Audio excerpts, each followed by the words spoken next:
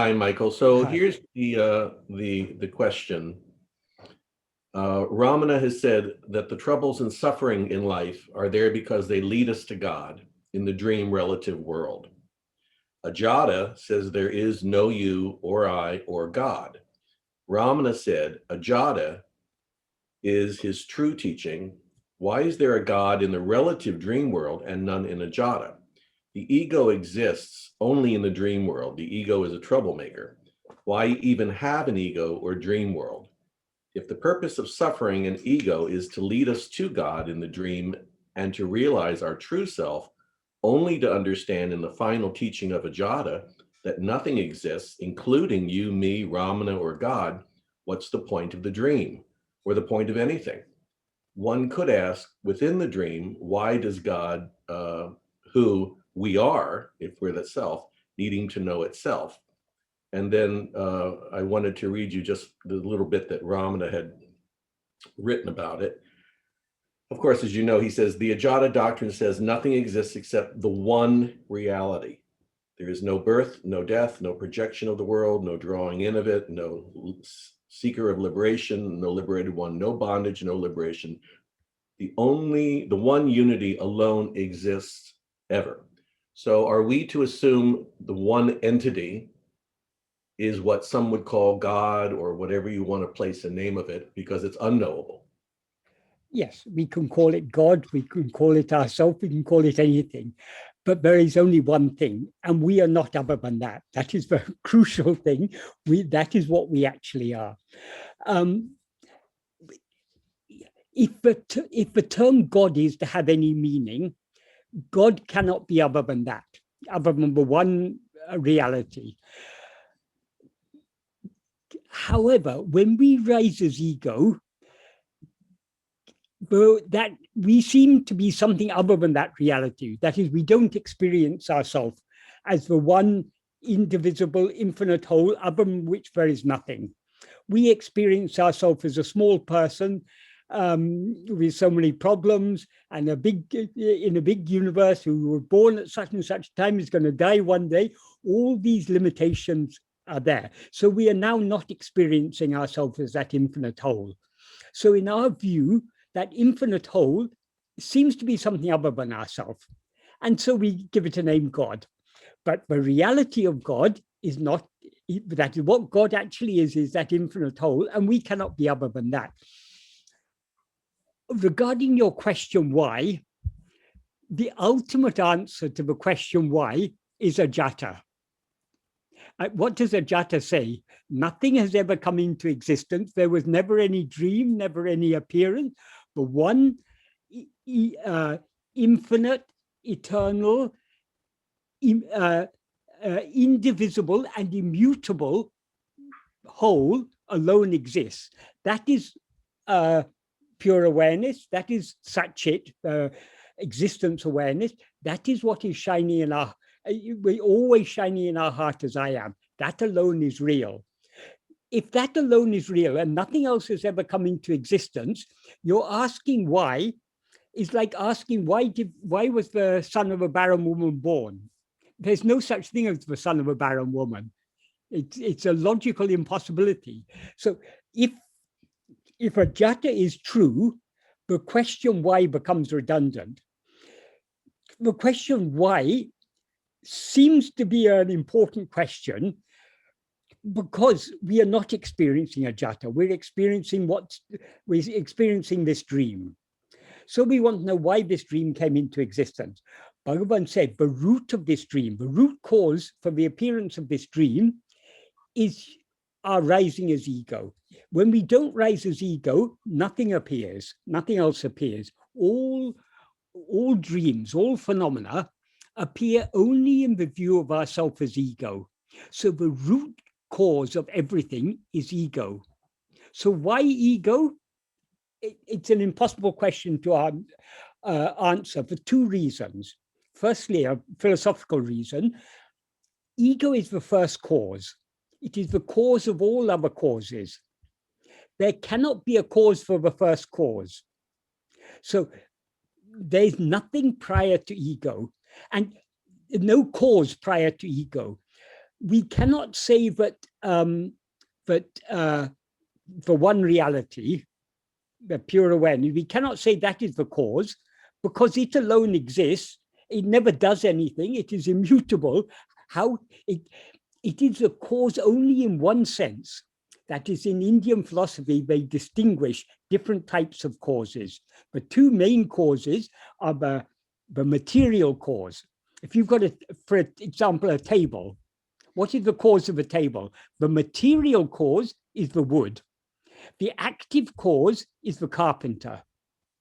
So Brahman, let's call it Brahman just for a simple term for that one.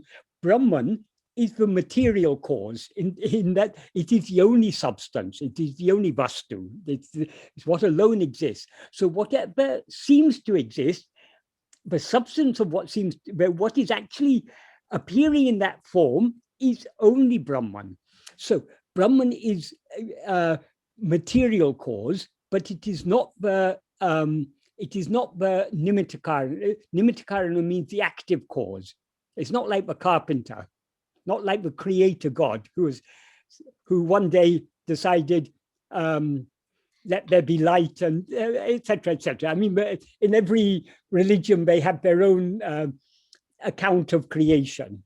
Or maybe he thought, let there be a big bang, if you want a scientific explanation. All there's the only nimitta karanam, the only active cause is ego.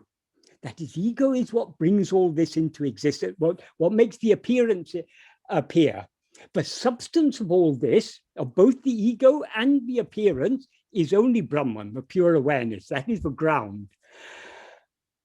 But it's not Brahman doesn't play any active role. The nature of Brahman is just being, not doing.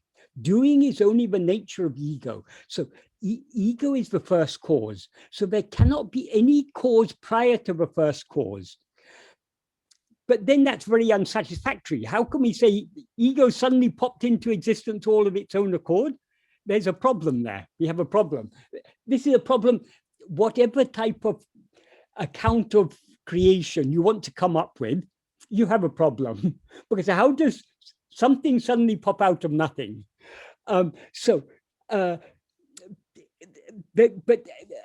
Bhagavan's teachings provides a very simple solution to this problem.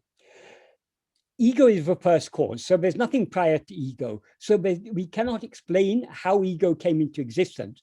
Moreover, there is no need to explain how ego came into existence. First, if we want to know about something, before we find out about the cause, we first need to know what it is we're researching. If you want to investigate anything, the first investigation must be what is it? Then you can go to what is the cause of it. If you don't even know what it is, how can you find a cause for it? So the first investigation should be, what is this ego? If we investigate this ego, we will find it is just pure awareness. It is not ego at all. Just like, what is the cause for that rope, for that snake that you see lying on the path? First, you need to ascertain, what is that snake? Is it a cobra, or is it a python, or what species is it? So you need to investigate it. Then you can find it. Then you can do further research as to how it came to be there. So first do research, find out what it is. If you look at that snake very carefully, what do you see? Oh, it's not a snake, it's only a rope. Likewise, if we look at ego very carefully, we will see, oh, it's not an ego, it's just pure awareness. Since ego is the first cause, when we find ego doesn't exist, all its effects don't exist. So in the absence of ego, there are no phenomena. That is why the final truth is ajāta. That is, if we investigate ego, and sometimes it's talked about eradicating ego or manonasa, the destruction of the mind. But even that is not entirely true. Are you killing the snake when you look at it very carefully and see that it's just a rope? In effect, yes, we can say, yes, in effect, the snake is killed. But actually, it's not being killed because it was never alive. There never was a snake there at all. So there never was any ego. That is the state of ajāta. That is why Bhagavan didn't actually teach ajāta. Bhagavan said, Ajata is not a teaching, because in Ajata, there is only one.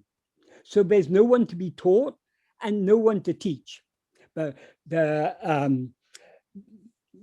Ajata has been famously summarized in a verse in Mandukya Karika. That's a verse commentary by Gaudapada, the guru of Shankara's guru. He wrote a commentary on the Mandukya Upanishad called Mandukya Karika. In the second chapter, I think it's in verse 14, he wrote a verse that says, there is no destruction, no utpatti, no arising, no coming into being. There is no, I can't remember the exact verse, but there's no bondage, there's no one bound, there's no one doing any spiritual sadhana, there's no one seeking liberation, there is no one liberated. This is Paramatika Satya. This is the ultimate truth. So that is, how do we come to experience that? By investigating ego. So long as there's ego, all this seems to exist, because the nature of ego is to see all this, to dream. That is, the ego is the dreamer. So whenever ego rises, it first experiences itself as a body, and consequently it experiences a world and so many other things, so many physical phenomena, mental phenomena. So all this comes into existence, and all this seems to exist only in the view of ego. If we investigate ego and find ego itself doesn't actually exist, then nothing has ever come into existence. That is ajata. Good explanation. I'm going to play a little devil's advocate. Okay, with you. Sure. So Ramana has said that he teaches according to the student's level of awareness. Yes. In all of his teachings that I've read, except for the part where he talks about Ajata, he talks about a God. He says that there is this experience. So is he just speaking about this is the ego, and he just hasn't gone further because most people have difficulty accepting the original, the Veda Vedanta teaching? What Bhagavan says in the 7th paragraph of Nana, what he says in the first sentence is, what actually exists is only Atma-swarupa. Atma-swarupa means the real nature of ourself. Then he goes on to say, the world, soul, and God are karpanegal. Karpanegal means fabrications or imaginations or mental creations or illusory appearances. So the world, soul, and God are karpanegal in it. In it means in the Atma-swarupa, like the illusory silver in a shell. These three appear simultaneously and disappear simultaneously. Swarupa, one's own real nature, alone is the world. Swarupa alone is I, that ego or soul. Swarupa alone is God. Everything is Shiva Swarupa. So here he says, world, soul, and God are mere fabrications. In what sense does he say this? That is, God as a separate entity is only as real as ego. That is, what God actually is only Atma-swarupa. But when we rise, we are limiting ourselves. So the remaining unlimited portion of that is our unlimited nature, we see as God. But there's a contradiction there, because we all say God is infinite, but God sees, so long as we are experiencing ourselves as a person, God seems to be something other than ourselves. How can anything other than, how can anything be other than the infinite whole? So if God is the infinite whole, we cannot be other than him. If he's other than him, we've created a limited God. So the God of, the God who is separate from ourselves is an imperfect God. It is not God as he actually is. It is God as he seems to be in our view. So it's this seeming God who Bhagavan says is a fabrication. Not only is God a fabrication, the world is also a fabrication, and the soul, the one who sees the the world and believes in God is itself a fabrication. What actually exists is only Atma-swarupa. How to verify this? That is, so long as we take God to be other than ourselves, both the world and God are objects. We, the soul, are the subject. That is, God and world seem to exist in our view. So they have, the objects have no existence independent of the subject, because they appear only, they seem to exist only in the view of the subject, the soul, the ego, that is. So God and the world depend for their seeming existence upon upon ego. How do we find out the truth of all this appearance? We need to investigate ego. If we investigate ego, ego will subside and back into its source, merge back into its source, and what will remain is pure awareness, which is what Bhagavan refers to here as Atma-swarupa, and what is otherwise called Brahman, or it's also called God. That is God as he really is, not God as he seems to be in the view of ego. So, but what Bhagavan has taught us about God is a very nuanced teaching. But does that mean God is wholly unreal? Yes, God is whole. God as another is wholly unreal. Yes, as wholly as unreal as ego. But so long as we seem to be ego, God seems to exist and seems to have a function.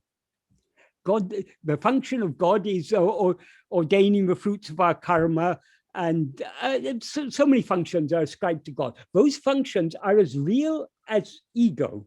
So we cannot deny the seeming existence of God or the seeming existence of the world, so long as we take this ego to be real. So long as we rise as ego, ego seems to be real, because that is, what is real is I am. When we rise as ego, we experience ourselves not just as I am, but as I am this body. So this mixed feeling, I am this body, the body is unreal, but the I am is real. So ego is a mixture of reality and unreality. It's got a real substance, that is the existence awareness I am, Satchit, and it's got an unreality, the form of the body. And because it takes itself to be the form of this body, it sees so many other forms. So this is a very nuanced teaching that Bhagavan gives us. But what is this? What actually is this ego? It's nothing but Swarupa, but our own real nature. Likewise, what is this world? It's nothing other than Swarupa. What is God? It's nothing other than Swarupa. Why? Because God and world, as God, I'm talking now when I'm here in this context, I'm talking about God as another, they exist only in the view of ego. So in a dream, you see a dream world. What is that dream? It's nothing but your own mind. The whole dream world is nothing but your own mind. All the objects you see in it, all the sun and the moon and all the stars and all the tables and chairs and cars and oceans and aeroplanes and everything, all these are nothing but your own mind. Everything you see in the dream is nothing but your own mind. So in the same way, according to Bhagavan, our present state is just a dream. So the world we see and the God we believe in are nothing but our own mind. They're nothing but mental fabrications. Not only, what is the root of all these fabrications? The root fabrication is ego. But whereas world and anything, all objects, things other than ourselves, are wholly unreal, ego has an element of reality. That element of reality is that I am.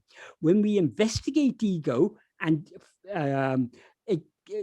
ego will then subside, and only that substance, that essential element of ego, that pure awareness I am, will remain.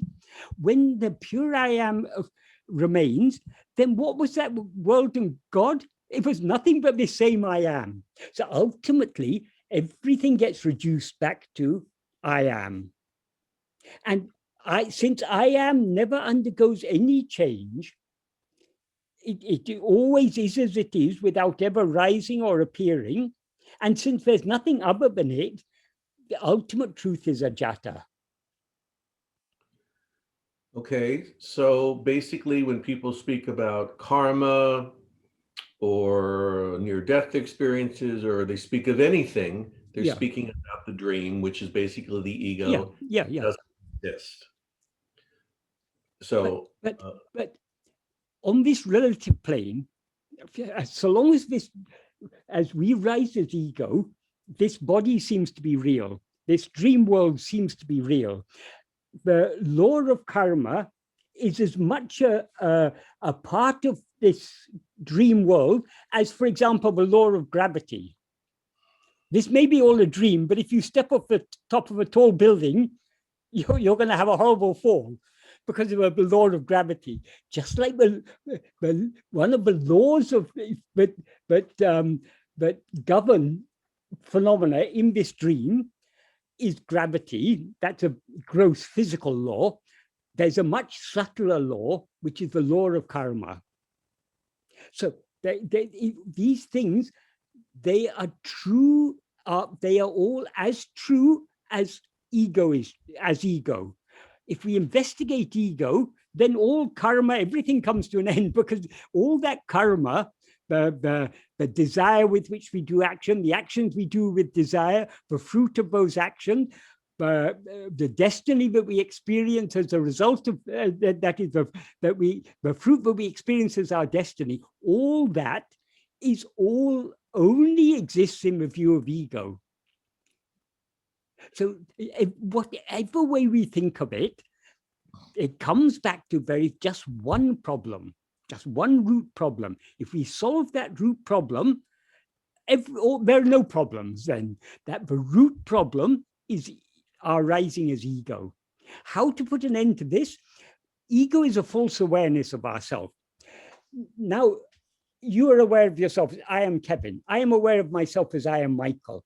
That is not true. Though that is our actual experience, you are aware of Kevin only in waking and dream. In sleep, you remain there. You're perfectly clearly aware of yourself without being aware of Kevin. So Kevin cannot be what you actually are. Yet now you experience yourself as I am Kevin.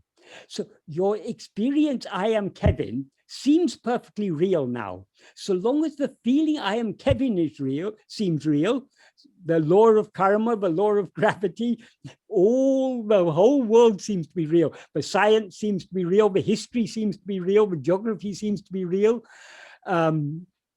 It's all as real as ego. If we investigate ego, we will find ego is wholly unreal. So the ultimate truth is only ajata. But now our experience seems to contradict ajata. Ajata says nothing has ever arisen, nothing has ever appeared. But I see all this, and I see myself. So our present experience is quite contrary to ajata. But that is why this is all Maya. It doesn't actually exist. Bhagavan explained Maya very nicely. He said, Maya means ya-ma. Ya-ma, ya is a feminine form of what, and ma means not. So what is not, or she who is not, that is Maya. So Maya doesn't actually exist. But all this seems to exist. It's only by that non-existent power of Maya, but all these non-existent things seem to exist. How to get out of this problem? Investigate ego. When you investigate ego, you will find there never was any ego. Just like if you look carefully at the snake, you'll find there never was a snake there. It's only a rope. Even when you saw it as a snake, it was still only a rope. There never was a snake there. Likewise, there never was any such thing as ego. But nowadays, there are some people who have a very superficial understanding of Advaita. They read a few things and they read, oh, ego doesn't exist. Oh, good, ego doesn't exist. Then there's no problem. But we still face problems. We still have to pay the bills, and we still have to face illness when it comes. And one day we'll have to face death. So merely, who is it who says ego doesn't exist? It's only ego. So merely parroting this truth that ego doesn't exist doesn't solve our problem. Merely saying, oh, ajata is the ultimate truth doesn't solve our problem. We have to actually experience it ourselves. How to experience it ourselves? Only by investigating this ego. If we investigate this ego, if we look within to see who am I, we will find that what we actually are is just pure awareness. There never was any ego, there never was any world, there never was any God as another. What actually exists is only what always exists, and that is I am. Okay, so the two questions that I would have for you is that until people realize that, they need a God to hold on to pray to ask for help, all that kind of stuff. But that's all the dream. That's all the dream, but there is truth in this. That is God is nothing other than what God actually is our own real nature. Our real nature is pure awareness. One thing we all experience love for ourselves. More than we love any other thing, we love ourselves. Why do we love other things? We love those things that make us happy, and we dislike those things that make us unhappy. So it is part of the reality is self-love. That is, it's reflected in ego. Because as ego, we take ourselves to be this person. So we love this person so much, and we're so concerned about the welfare of this person. Self-love actually is the nature of pure awareness. Pure awareness, in the view of pure awareness, nothing other than itself exists. It loves itself as it is, and it loves just to be as it is. In the view of pure awareness, we, this ego or person, the person we as ego take ourselves to be, is nothing other than itself. So pure awareness, our real nature, Atma-vichara or Brahman or whatever we call it, loves us as itself. So because it loves us as itself, it wants us to be happy. And we can be happy only by being as we actually are. So the infinite love that we as we actually are have for ourselves as we actually are is what manifests in the form of grace. And grace manifests in the form of God and Guru and everything else. The ultimate aim of God, that is, at first people take God. We have so many problems. We can't solve these problems ourselves, so we turn to God, and we pray to God, make me healthy, give me sufficient, take care of my family, this, that, and everything. So at first, in the initial stages of when people are praying to God, in fact, most people who pray to God, they're not praying to God because they love God. They're praying to God because God is a means to an end. I believe God will protect me. So I pray to God, I go to the church or the mosque or the synagogue or the temple or whatever, because I believe if I please God, God will take good care of me and of my family and of all that is dear to me. So God is there just a means to an end. But as the mind matures, we begin to understand whatever God may do for me, whatever God may give me, he is greater than all that he gives me. If he's able to give me whatever I want, he must be greater than that. So slowly, our love matures from love for objects, for what we can get from God. We begin to love God for his own sake. And when we love God for his own sake, we are still taking God to be something outside. So God then has to appear in Guru, and in the form of Guru, to say, the truth you are seeking, the God you are seeking is not outside. The God you are seeking is that which is shining in your heart as I. Seek God within your own heart. If we seek God within our own heart, what we are seeking, what is this I? Ego will thereby be destroyed, and what will remain is ajāta. That then only in the state of ajāta do we know God as he really is, because God is nothing other than ourselves. Okay, so until you get to the state of ajāta, it's really like chasing your tail. In a sense, yes, but that is why I gave this explanation now. That is grace, God's grace and Guru's grace, they are as real as ego. We can't just say, because as ego, the nature of ego is to always be seeking happiness outside. So ego has very strong Vishaya vasanas. It is only by the power of grace, which is not a power other than ourselves. What is grace? Grace is the love that we, as we really are, we as Brahman, have for ourselves as Brahman. We as we really are, have for ourselves as we really are. So grace is real. It may manifest as a power outside, but is pushing us within, or a power within, but is pulling us within, but it's actually nothing other than ourselves. So does grace, if then you're saying in a sense, grace appears within the ego, within the dream, which means it doesn't exist. You see how subtle that is? There is something in the ego that does exist. That is, ego is a mixture of the fundamental awareness, I am, and of these adjuncts, this body. But grace is the I am. Grace is that which is always shining in our heart as I am. Grace is our own real nature. So I am exists even within the dream. Yes. Are you not aware I am? Even now you're aware of yourself as I am Kevin. Without being aware of I am, you couldn't be aware of yourself as I am Kevin. We are not aware of I am as it is because we take it to be something else. Now you're aware of yourself as I am Kevin. The truth is you are not Kevin, you are only I am. Okay, that's why Bhagavan said the final realization is I am I. So then I am exists within the ego, within the dream, and that's true. But the dream and the ego itself is not. It seems to be within the ego and within the dream, but in fact, the ego and the dream all exist within I am. I see. What is I am? I am is that fundamental awareness. Without that fundamental awareness, none of this could appear.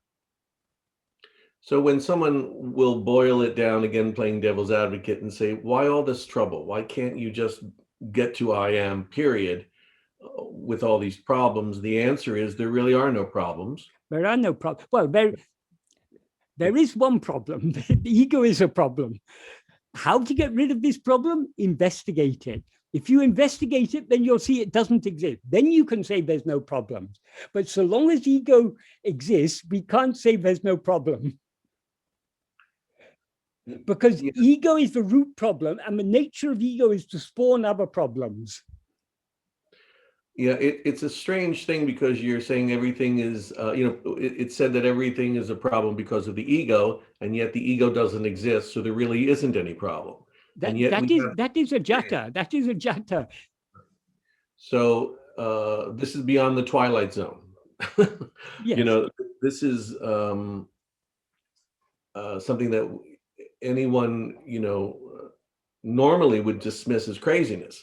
I mean, this is something that I enjoy, but let anyone dismiss it as craziness. In your dream, if people call you crazy, it may be a bit upsetting in the dream, but when you wake up, you're no longer bothered. However crazy people thought you were in the dream, you're no longer embarrassed or awkward or feel self-conscious because people thought you were crazy in a dream. Now this is all your dream. You have a problem. You are now dreaming. What is the solution? Bhagavan has given us the solution. That is, Bhagavan's teachings are wholly practical. Bhagavan didn't teach this about Ajata and about Drishti Shrishti Vada and all these things. He didn't teach it just for a philosophy class. He taught me philosophy is for living. It's all for a practical purpose. Bhagavan taught us all this. So all this is useful only to the extent to which we put it into practice. And putting it into practice means turning our attention back within and thereby ignoring everything else. Okay, and last time when we spoke about turning within, you discussed it as a feeling of that you don't do anything. It's sort of just kind of like dropping out. You Yeah, just that is turning outwards, outwards and inwards. Outwards means towards things other than ourselves. Inwards means towards ourselves. It's just a way of saying it. So attending to anything other than ourselves is a mental activity. That is, we have to rise as ego, and our attention has to go outwards towards those things. That is all activity. Turning within is not an activity, it is a cessation of activity, because the more our attention is directed within, the more ego subsides. And ego is the root of all action. So the actual practice is not doing anything, but just being. But the nature of ego is doing. So how is the ego to just be? It can just be only by turning its attention inwards. And when you turn your attention inwards, which is a practice I assume that you do, Yes. Do you ask yourself, who am I, or do you not think anything at all, which is difficult because the mind. Bhagavan didn't say, ask who am I, or ask to whom are these thoughts. Bhagavan said, investigate who am I. There's a difference. That is sometimes asking a question. When our attention is going outwards, when we're much agitated by things, it can be a good reminder that, oh, who's aware of all this? To whom are all these problems occurring? It's just an aid to bring our attention back. But the investigation is the turning of our attention within. So long as we are thinking of the question, that question is just words. It's formed of thoughts. It's again, our attention is going back. The investigation, who am I, means fixing our attention only in ourselves. The question, who am I, or to whom is this, or whatever, that may be an aid to turn us. But the actual is not investigation. The actual investigation is only being self-attentive. Just being self-attentive, that is self-investigation. Seems simple enough, but difficult to do. It couldn't be simpler. It seems difficult. Why? Because of our Vishaya vasanas. Vishaya vasanas means our inclination to go outwards. We have such a taste in going outwards to experience all this multiplicity, all these forms, all these phenomena. So long as we have a liking to go outwards, we are unwilling to let go. We can know what we actually are only when we are willing to let go of everything else. Can we hold on exclusively to ourselves? Hold on means be aware of that alone. So long as we have a liking to be aware of other things, we're unwilling to let go of them. Last time you used the term drop out. More than drop out, a more appropriate term is let go. We need to let go of everything. And how to let go of everything else? Only by holding on to ourselves. Holding there means attending, being attentive, attending only to ourselves. So when Ramana talks about one way of getting to all of this is surrender. Surrender, yes. Let go, let God. And one would assume maybe then whatever is supposed to happen within the dream or without the dream will happen. Just try your best to surrender. Yeah, but though he sometimes, actually self-investigation and self-surrender are one and the same path. That is, in order to hold on to ourselves, we need to let go of other things. Letting go of other things is surrender. Holding on to ourselves is investigation. So we cannot investigate ourselves without surrendering ourselves. So it's just the two sides of one piece of paper. You cannot separate one from the other. But because people come with different mindset, he presented the same practice in two different, as if they are two alternative paths. If you're much interested in finding out who am I, okay, investigate who am I. Forget about God. Leave God alone. Let him take care of himself. You investigate who am I. But if we're of a more devotional nature, You want to, you love God? Okay, surrender yourself wholly to God. If you really love God, you should be willing to give yourself wholly to God. How can I give myself to God? So long as you rise as an ego, you are separating yourself from God. So if you want to surrender yourself from God, this ego needs to subside. How can ego subside? So long as ego is attending to anything else, its ego is being nourished and sustained. In order to bring about the dissolution of this ego, you need to attend to yourself alone. So turn your attention within. Or if you wanted a more devotional language, God is that which is shining within you as I. Attend only to God, attend only to that I, which is God. It's the same thing. Whether you say you're investigating ego or you're investigating I am, it's the same thing. Whether you're looking carefully at the snake or at the rope, you're still looking, there's only one thing there, but not two things. Okay. Well, So thank it's you. just different ways of expressing the same thing. But that is all that is important. Bhagavan, as I say, Bhagavan's teachings are all about practice. The practice is what? Just being self-attentive. And being self-attentive is the state of just being as we actually are.